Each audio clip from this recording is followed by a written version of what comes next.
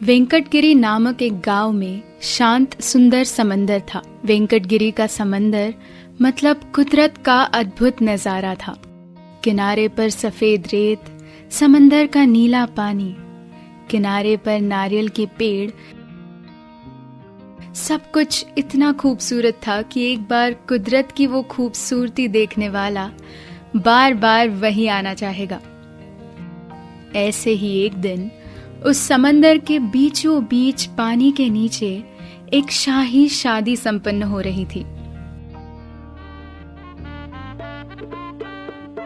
वो शादी थी समंदर के जल देवता के बेटे जलकुमार और समंदर की सबसे खूबसूरत जलपरी की। शादी का मंडप समुद्री वनस्पतियों से सजाया हुआ था। मंडप के अंदर सब सज धज कर शादी में शामिल हुए थे। जलपरी तो बहुत खूबसूरत थी कि अचानक समंदर का पानी उछलने लगा, ऊंची ऊंची लहरें उठने लगी। मंडप का सब सामान पानी पर तैरने लगा। किसी को समझ नहीं आ रहा था कि ये अचानक क्या हो रहा है। सेनापति, मुझे लगता है कि समंदर के नीचे भूचाल आया है, इसीलिए इतनी ऊंची लहरें उठ रही हैं। सभी समुद्री जीव बहुत डर गए हैं। आप उन सभी जीवों को किसी सुरक्षित स्थान पर ले जाइए। महाराज, लेकिन आपके बेटे की शादी अब कैसे होगी? इस वक्त शादी से ज्यादा सबकी जान बचाना जरूरी है। भूचाल से सुनामी आ गई तो पूरे वेंकटगिरी पर संकट आ जाएगा। जल देवता बात कर ही रहे थे कि अचानक जमीन फट गई और जमीन के नीचे से एक भूतिया बच्चा बाहर आया। सभी उस भूतिया बच्चे को देखकर डर गए। फिर उसने अपना मोर्चा समुद्री इंसानों पर मोड़ा। उसने सबसे पहले सेनापति को अपना शिकार बनाया।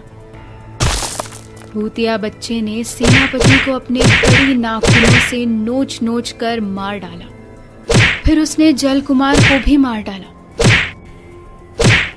ये सब देखकर सभी समुद्री जीव अपनी जान बचाने के लिए इधर उधर भागने लगे।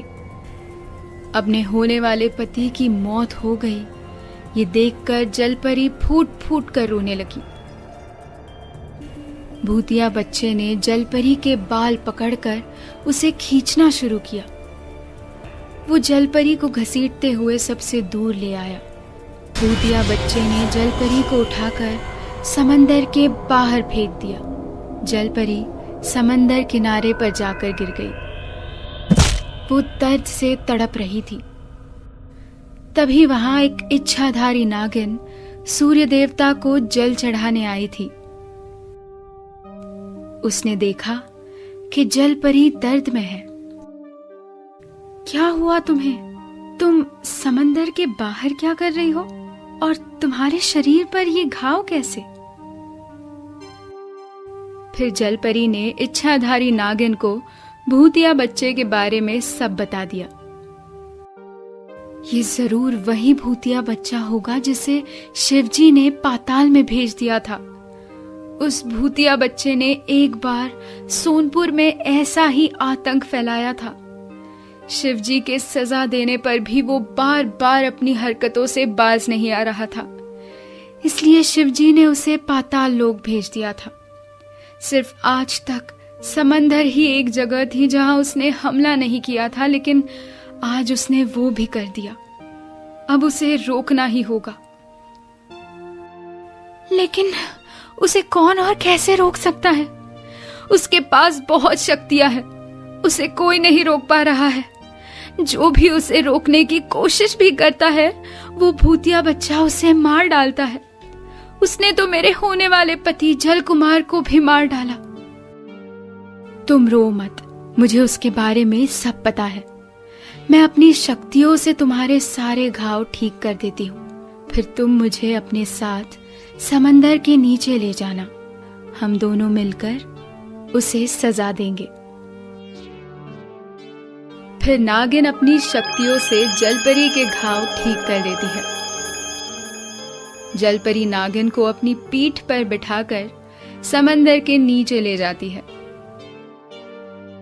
नागिन देखती है कि भूतिया बच्चे ने समंदर के जल देवता का दरबार तहस नहस कर दिया था।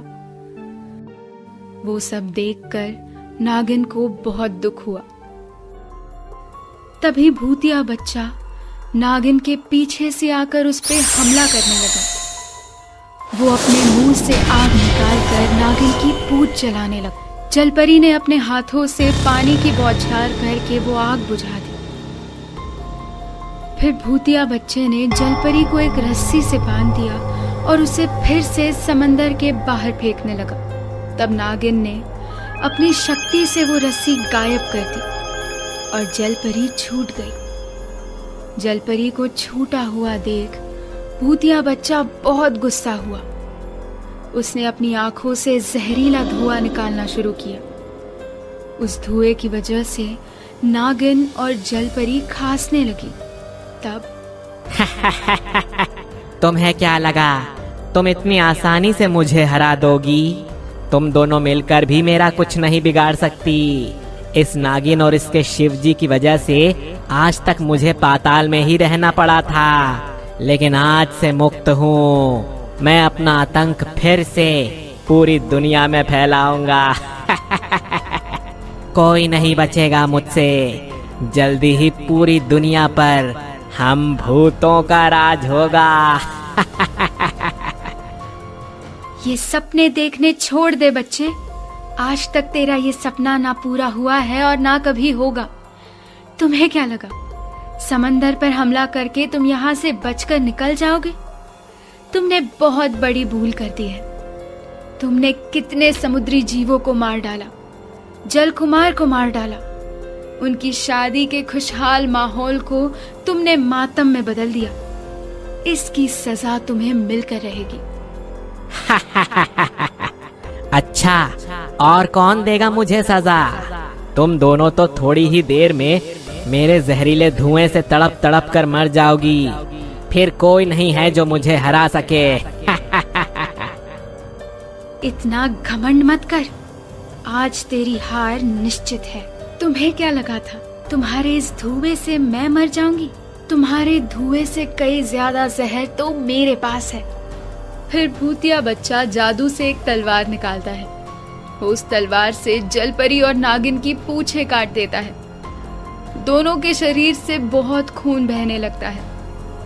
समुंदर का पानी लाल हो जाता है। भूतिया बच्चा जोर जोर से हंसने लगता है। तभी अचानक तेज रोशनी से भूतिया बच्चे की आंखें चमक जाती है। उसके सामने महाकाय शिवजी खड़े होते हैं। भूतिया बच्चे, आज तक मैंने तुम्हें बहुत समझाया, सजा भी दी, लेकिन तुम अपनी हरकतों से बाज नहीं आए। आज तुमने समुद्र पर हमला कर दिया। मैं तुम्हारी सारी शक्ति तुमसे छीन लेता हूं। आज के बाद तुम कोई भी तप या साधना कर लो, लेकिन तुम कुछ नहीं कर सकते। मैं तुम्हें श्राप देता हूं कि तुम अभी से हवा में भटकते रहोगे। तुम्हारा कोई अस्तित्व नहीं होगा। इतना बोलकर शिवजी अंतर्धान हो जाते हैं। उनके जाने के बाद भूतिया बच्चा अपनी सारी शक्तियां खोकर हवा में भटकता रह गया।